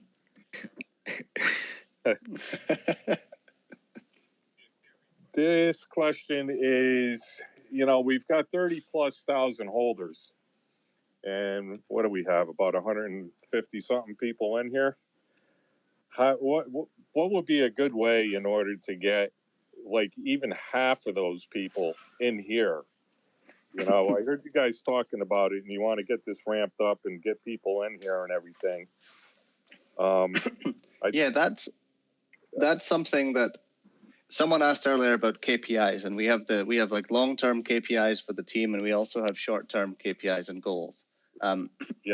This specifically today, one of the goals that we've defined is get as many people as possible onto. We have a number in our mind of how many people we want to get onto these AMAs. And short-term, we really want to bring more people in. If we can get 500 as a really short-term goal in, that was why we did the giveaway today. If we were to reach 500, and there'll be more initiatives going on, and I think next week we should see a lot more people in. Jeff, I'd continue just to echo that. We'll run that competition every single AMA, and continue to run it when we continue to hit those numbers. So yeah, we'll run it every week. If we hit 500, we'll give a live block away in a random giveaway to all the participants. Yeah, sorry. Yeah, and there will be other initiatives around that as well, because I think, like we said, as we'll be pushing out more content from the AMAs broadcast. So basically throughout all the channels, there'll be snippets from the AMAs. Like little 30-second snippets of things that I've said, things that Shahid said, answers to questions, updates we have in video format, all and on all channels, so Twitter, Instagram, everywhere. And it'll make people more aware of the sort of things that are mentioned within the AMAs. And I think because a lot of people don't have the time to come in, they don't know what goes on in the AMAs. And once they're able to get more engaged in the short form content and understand what's actually going on in here, I think a lot more people will be incentivized to tune in, right? Because they get those little snippets. It's sort of like Joe Rogan's podcasts is a good example of this. There's a lot of YouTube videos with clips from Joe Rogan's podcasts, right? Like 5-10 minute clips of key things that happened, but it's a 2-hour, 3-hour podcast. A lot of people don't even listen to the 3-hour podcast. So we're going to start pushing out a lot more content like that are clips from this AMA that'll allow people to be part of it, even if it's just listening to a 5-minute clip or 30-second clip, whatever it is. And then that will bring more people into the AMA itself, right? Because they'll got a little taste of it, and it'll bring them in. I would definitely add. I would add as well, Broadcast. Here's one maybe technical marketing answer that the community can definitely help with. So we're curating our current lists and audiences in the Twitter sphere that we want to target. So as ever, we've got those lists broken down into different segments, whether it's crypto, gaming, finance. If there are really key influential guys that you guys follow in the community, for sure, let's create maybe a streamlined channel where you can get those handles over to us and we include them in our targeting mix. So if we've got them already, great. But, in the end, we're stronger together. So we've got eyes, but yeah, all together with the right people in the right groups. If you've got lists that are pre-built, this would help us become faster. We want to do things in a nice, diligent way and target the right communities with the right message. We don't want to blast everyone with a generic message and hope that they might convert. And also, we'll do some more Twitter spaces on different topics as well that allow. For sure. Because there's a lot of things like the game devs, for example. A lot of people want to come in and ask and give feedback on the game and get answers from more of the team that is not just Benji, because we have a lot of game devs, right? So we're going to start pushing out more content like that. Over the next month or so, you'll begin to see more things like that. Carrie will run a lot more spaces as well that are community style spaces. We may get some more members of the marketing team to run some more marketing related spaces and get feedback from the community on their ideas and allow people to contribute. And all of this can be on different time zones, different times of the day, different days of the week. That's not just, I think this is Monday morning in the US. It's not the ideal time necessarily. So we may also start testing different times to allow people to we may find that a Sunday night, there's more people will be able to tune in. So over the next few weeks, we may test a few different times and see if we get more engagement. Because I think maybe Monday morning, a lot of people are at work and they're unable to join in as well, right? So I'd also add, I think what's the recent trend has shown is that there's a lot more AMAs in the same slot as ours, at least over the last 5 or 6 weeks. Whereas historically, this was kind of an AMA slot that we would have every week where, that there was a key audience, if you will. So we're competing against different audiences. So we need to ramp up in social for sure. And like I say, one of the goals short term would be to get to a 3 or 4x in terms of audience numbers in the current AMAs, and that has a huge number of benefits for us across the tokenomics, across the game, and obviously across the general community and other social channels. So a lot of focus on Twitter at the moment, short term. Okay. Yeah, it's just amazing that we have, 30,000 plus, and we don't really have anybody listening. No, sure. I mean, there's so much more we can do with the content. As Jeff said, there's only very few people that are going to listen to a 1 hour long video. And we've probably been hampered by a lot of technical difficulties. Touch wood, we've not had too many. Well, I don't think we've had any today, right? I got kicked once. But like when you get hampered by technical difficulties, it really breaks up the flow of a lot of the content that we've got. So yeah, we want to take a lot of learning lessons, really break it down into bite-sized chunks and just make it accessible for everyone in every form of platform and format we can. Alrighty, guys. Thank you, Broadcast. Thanks, Broadcast fellas. Blues. Thanks. Keep up the good work, fellas. Thank you. Thank you. Thanks, Broadcast. Right. Well, we had a few more people that had their hand up to ask questions, but I think it's timed out because the question from Broadcast took a while.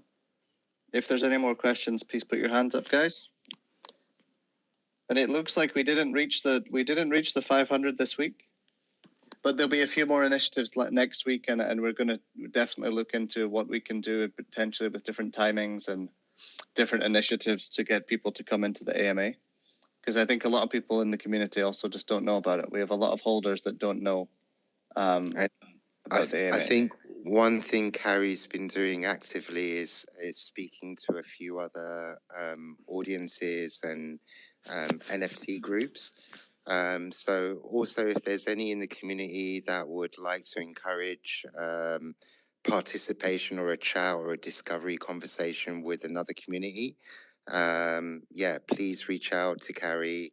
Happily we'll organize a time, have a chat, give some education on our project to different audiences and groups. Please help wherever you can. Thank you.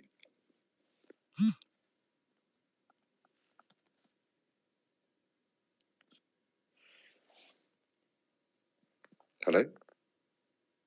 Sorry, I was muted. I was speaking, but I was muted. I didn't realize. Oh, sorry. It's not sorry. It was me. But yeah, I think there were a few people that had their hands up, but they've put their hands down. So I think there's no more questions. Do we have any questions on YouTube? Let me look, actually. I see Michael said, is that a speedboat? Woohoo. There is a jet ski, yeah. There's a jet ski in Shieldzogia.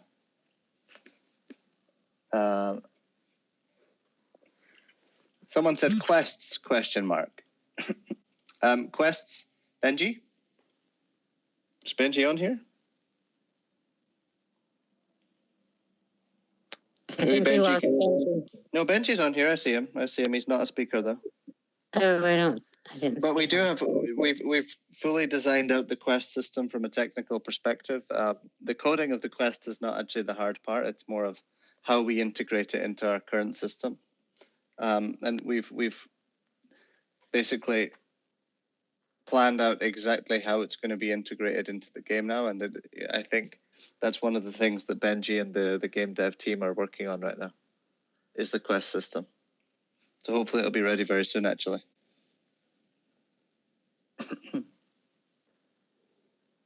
I think that answers the question for quests. Let me see if there's any more questions. Benji can probably give a better update on that next week. Someone said, oh, cool, lava bears. Yeah, there are lava bears in Bearish. So within the next few test sessions, we'll have Bearish open and people will be able to get it and test it out. So the dungeons look absolutely incredible. I mean, I'm gonna get on one of the test sessions this week as well. Hopefully Shahid will be able to join me and we'll be able to play together. Yeah, for sure. I think that's it, though. I don't see any other questions on Someone said, could I use this footage to make videos? Of course. Of course, absolutely. If you want to make videos. I see Swifty is doing some incredible cover images on his YouTube videos. We're doing the content he's pushing is great. Obviously, like, look, guys, for us, it's an open canvas in terms of we're not a corporate. We're not an enterprise company, although we're going to show traits of enterprise level efficiency. We're a meme company. We started as kind of a meme coin. So we're going to get a lot more to the roots in terms of the way we do things, whether that's across marketing, game development, releases, a little bit more quick, a little bit more swift. We have a very good question, actually. We have a very good question for Benji. Benji's able to speak now. Are you able to speak, Benji? Yeah, I think so. Cool. I'm seeing a question about the trees, Benji. Saying, I've been seeing messages about the trees in Telegram. Will the trees be updated soon to look as good as the grass? It would be amazing if we could make the trees... But then you can't walk on the trees. Wow, I like the trees. Oh no, there's no issue with walking on it. It's whether we could add some sort of 3D animated effect to the trees as well. That's something we could look into. Benji, is that something that would be... We could think achievable? of some ways to do this. The thing is, like, the way we It's a performance thing, mostly, to be honest. Yes. And the way we do trees allows us to have much more trees than most games. Like, it's not super common in video games to have that amount of trees. It seems like a really simple thing, right? That there's a lot of trees, but it's actually not that simple. I mean, it's both like somewhat simple but it can quickly become, because you quickly have like thousands of them, and they are all pretty big, so you can see them from far away.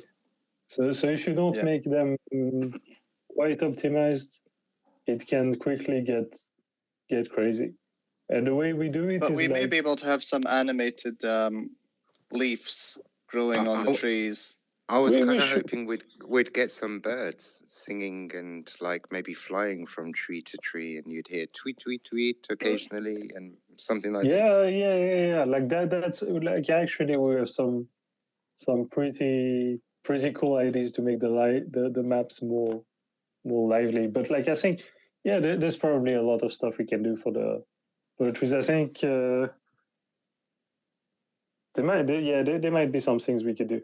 There might be something we could do. You've given Samuel, actually, we have one person in France that is doing a lot of this side of things on the map generation.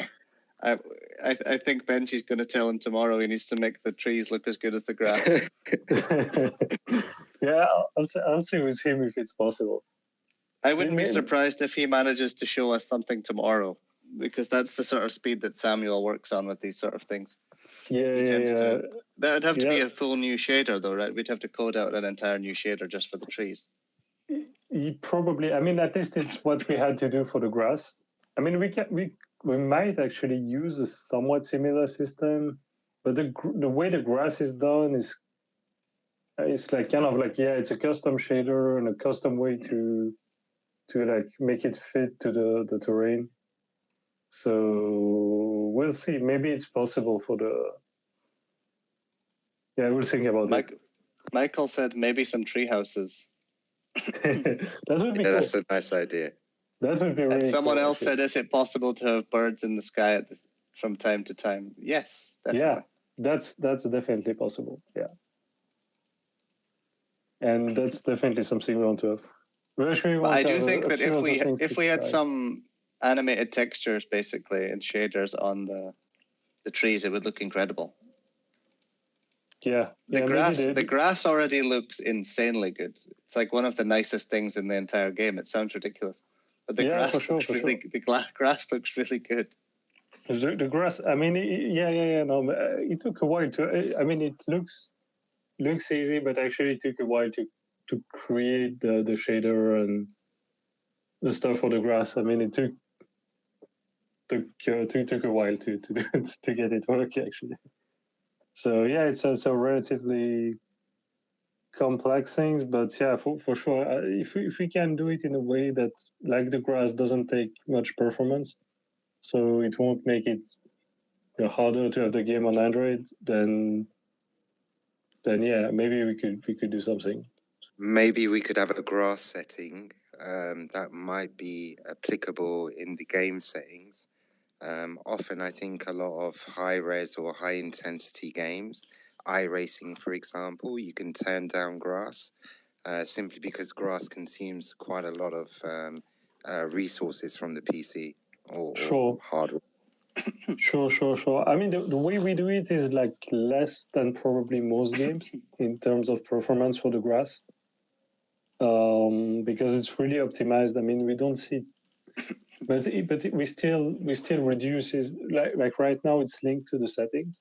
So like in low, for instance, you have less grass than in the ultra, but we can go. I think in the future we'll have more precise settings. So people can adjust if they want. They can adjust the shadows, every like post processing, etc. So people know that. So Shahid, I don't know if you know this, and people won't know this on the call, but the grass is on the Android version as well. Really? Like the Android version has the grass. Yeah. It has the grass. Android. I've just downloaded it today. I hope I've said that right. It does have the grass, Benji, right? Yes. It's the game. Basically, it's. I mean, you can choose whatever. Like right now, we haven't like adapted the settings for it. So on my phone, when I run it, it's like I run it in low settings. So and it's the same games. I mean, like of course the textures are like slightly lower resolution textures, stuff, but like the grass looks the same. The game is the same. I mean, everything is more or less the same. Yeah. So that's the grass is fairly optimized.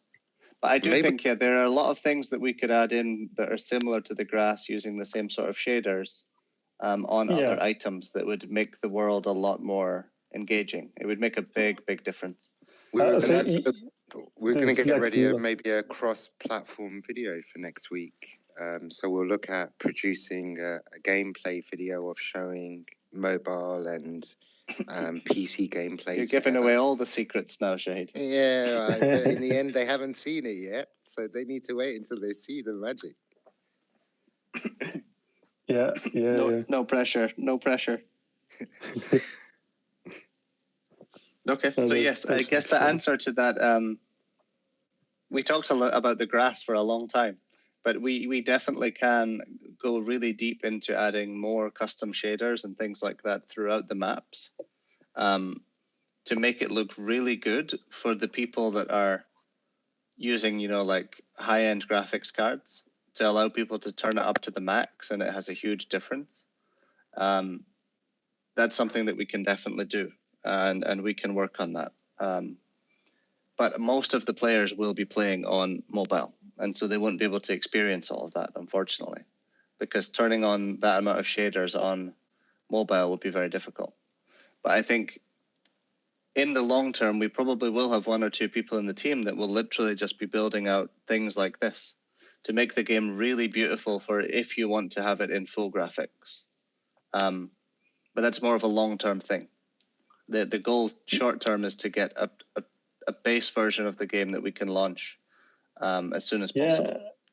And we have actually, within the game, we have a lot of things, like lots of systems that are in place to add more life in the game without taking performances. So basically, right now, we have like we haven't used it a lot. I mean, the systems are in place. They are used for some small aspects right now, but like we can extend it like in a huge way. Like for instance, there are like we can have particles, like effects, some animations that happen And these animations will just happen when you're nearby. So when you're further away, these things will just not exist at all in the game. Yeah. And so they won't take any performance. With these things, we could have like birds. We could have things flying. We have like actually a few things in preparation for that. And I feel like we should do this. Thinking out loud here, I feel like we should do this very soon, and get Samuel to work on a few of these things in the next week or two, and start adding a few of them into the game. Yeah. Like we have quite already some. We already have some things that are in preparation, actually. That will look fun and cool to see. Awesome. Okay, and then Neko is saying, someone has asked the question, any plans for burning tokens? The answer to that is no. We never burn any tokens by choice, but we do burn tokens every time there's a transaction on the token. So we never purposely send any tokens to the burn address, but with every time someone buys or sells or transfers between wallets, there is there's a 2% redistribution, of which over half of the tokens are owned by the burn address, about 56%. So just over 56% of that 2% transaction fee goes to the burn address.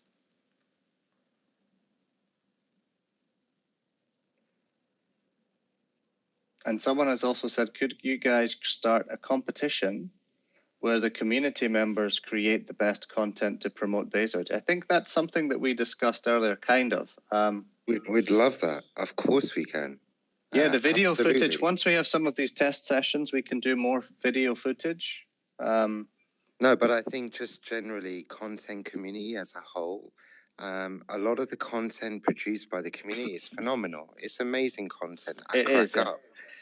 Some of it I might not be able to use in formal marketing, but when it's created from the community, I can definitely share it. So there will be a lot of incentive competitions coming up, and the sooner we can create some mechanics to give you a reward for the great content you create, the better. Yeah. These things will and come also, up for sure. This is like we said, we're going to start doing more of these spaces that are allowing people to come in and contribute. Some of those spaces may be about content creation. So we may get Paolo and Shahid and some of the content team and Carrie to come in and say, let's have a discussion about creating content. And you guys can all share what you've created, and we can discuss together what we need and what would be beneficial for the project. And whatever anyone is willing to contribute, we're happy to bring that in. This is a community-driven project, so anything that the community create, we are more than happy to share out if it meets our criteria.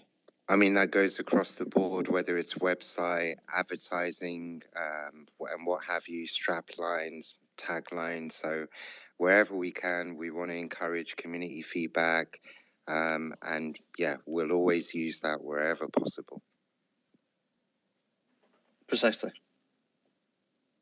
Okay, I see Bezoge Mob had one more thing he wanted to say, and then I think we can probably end it there. It was a long AMA this week.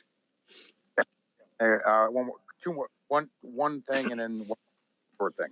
One earlier spoke about how a lot of people signed up for the alpha testers, but not really in the Discord.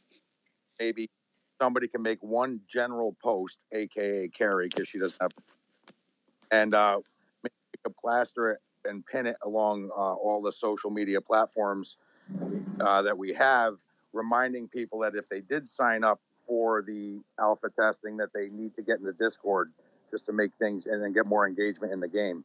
I don't know if that's yeah, this is something we definitely want to look at, and then I think in future, for future signups, we'll need to look at making the Discord field compulsory in some form of way, and or capturing your email address, because we want to be able to kind of mail you back out if we see that you're not in the Discord. So there'll be a few mechanics we need to look at, but encouraging more alpha players actually in game is one of the key KPIs we have. Okay, yeah, that's what I was saying. Maybe one one tweet created by someone, and then we just share it across all the platforms and pin it just to get everybody's attention that signed up and may be wondering why they're still not in it yet. And okay. And number two, when I start playing the game, I would love to be able to zip line off the top of one of the mountains. That's a good idea. I didn't think of that. That's all I got. You could zip down from Bullish. Thanks, Bezoge. Thank you. Right, let me get Willis Willy Wonka in. The chief caterer for all Bezoge events.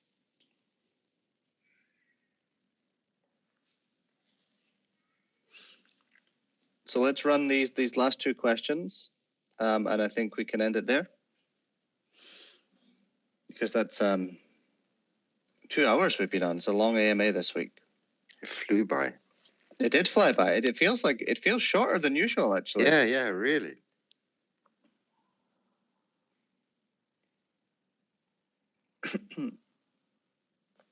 Okay, I'm going to bring on Michael at the same time because Chris is saying connecting. There we are. Michael Evans can now speak.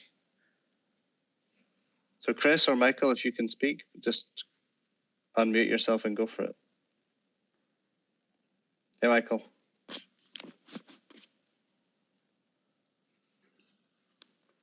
Fantastic. Okay. How about yourself? I can't complain. I got a couple of questions. Now, basically, is there, I came in a little late. I'll do some due diligence later.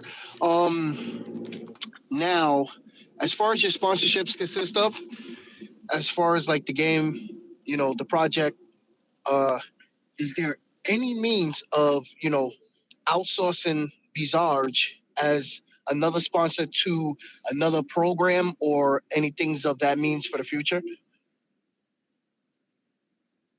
What do you mean by the sponsorship? Sponsorship, as far you as... go into a little bit of detail on what you mean? Yeah, as far as projects consist of, give or take, promotion-wise as an event or, basically... So I didn't hear you. Maybe this helps Michael on the question. So if I understand correctly, sponsorship might be looked at a couple of ways. One would be our participation in some of the events and conferences, which currently we have Meta Week. And then there'd be other things that I might think of in terms of sponsorship, in terms of things like in-game sponsorship. So we also have like the launchpad mechanism within the game where we'll look to promote games within the platform. So yeah, I don't know if that helps with the question or if there was anything. Yeah, there's specific. I think there's two sides of the sponsorship on our side that I can think of. This may be slightly different to what Michael is asking, but there's one side of sponsorships which is events and external things that we sponsor ourselves. So we pay to sponsor events like Meta Week. We sponsored boxing events in the past. Things like that, where we are actually actively sponsoring. And we are doing that. Like we're sponsoring Meta Week, which starts tomorrow. Right. So we are actively sponsoring events that we think will bring value to the project.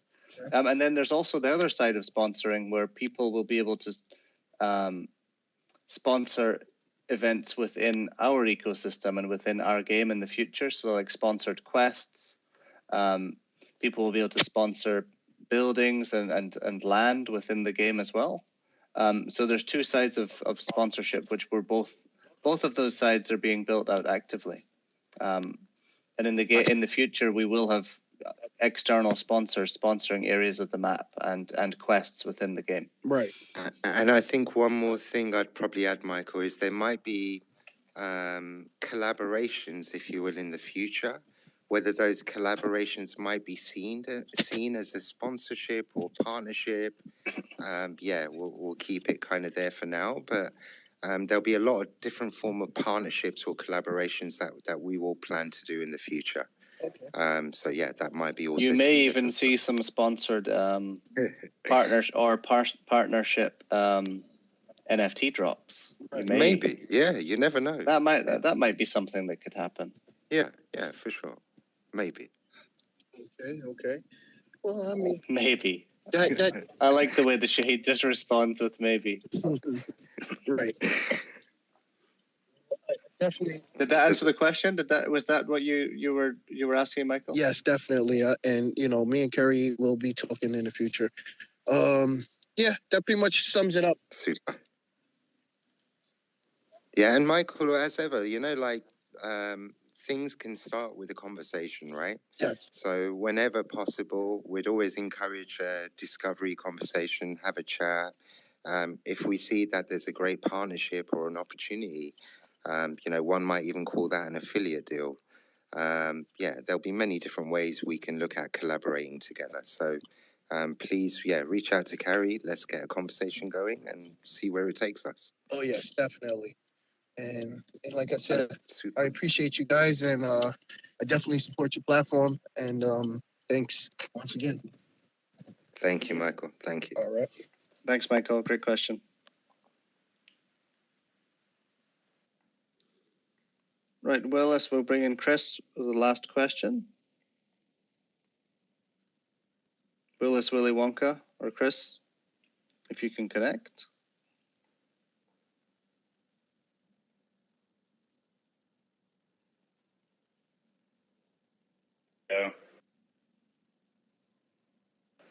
There we go. There's a little trouble. Think Chris has been. Oh, there we go. Yeah, there we hey, go. Chris. Yeah, there you go. Mine's real. You got connected. Mine's real quick. And Bezoge bomb helped me on this. Make a Wonka Zogi that gives cupcakes for health. Right? He gives out cupcakes and gives people health. And that'd be like a nice inside joke for all the long holders. I thought it was hilarious when Bezoge bomb sent me that. Yeah, you talk about cupcakes quite a lot, Chris. Yeah, I know. I love them. That's probably why I'm diabetic. Every time you mention them as well, it makes me want cupcakes. That's the problem. I'm hungry now. Yeah, I'm hungry as well. I know. Well, it's like 1 or 2 in the morning. That's the best time to eat cupcakes where you guys are. Don't give me ideas. Hey, good job, guys. Good job. I love the long AMA, so I know you guys go to bed. So that was just being funny. But yeah, Wonk Zogi, man, I love it. Throwing cupcakes at people, giving them health. We could have some. We could. A cupcake weapon. I'm sure Ben could code out some cupcakes that give you some sort of benefits within the game. We might have a Wonka cupcake. I don't know if it could be Wonka. I don't know if it could be Wonka for some legal issues. There could be maybe a surprise cupcake with some little incentive inside. I'm sure we could squeeze in a cupcake shop. Yeah, or it's spelled Wonka with a C, WOCKA or something.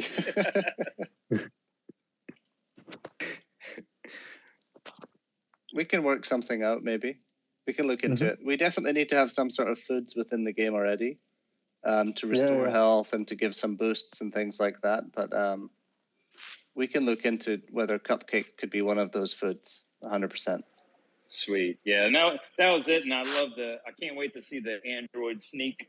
And there's a lot of questions about the staking, so I can't wait till that comes out too.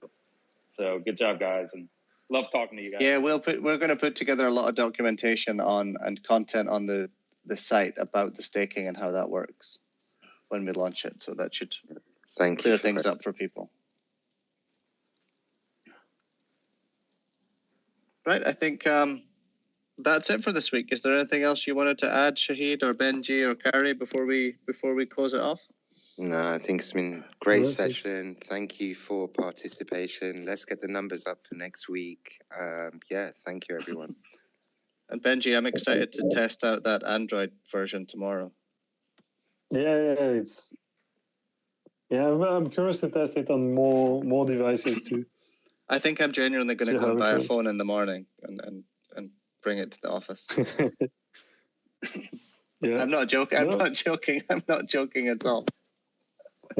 I might buy a couple of different ones. Maybe I could buy a cheap one and a top end one as well, and we can have them for testing devices in the office.